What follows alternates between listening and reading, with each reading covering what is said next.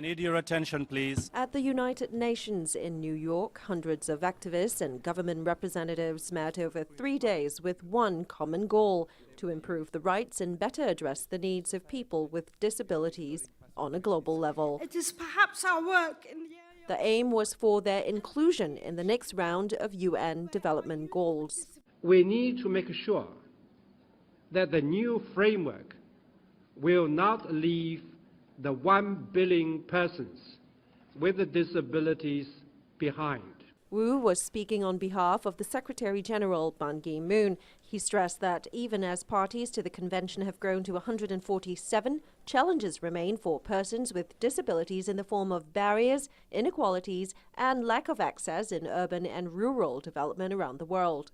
This year's agenda builds on progress made at a high-level General Assembly meeting on disability held last year that identified areas of priority, including education, social protection, and financial inclusion.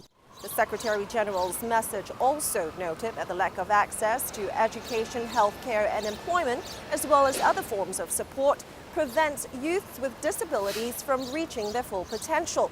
And this year's special focus on them is to help them overcome both physical and social barriers. And that means their inclusion in the next round of development goals and their participation here at the UN.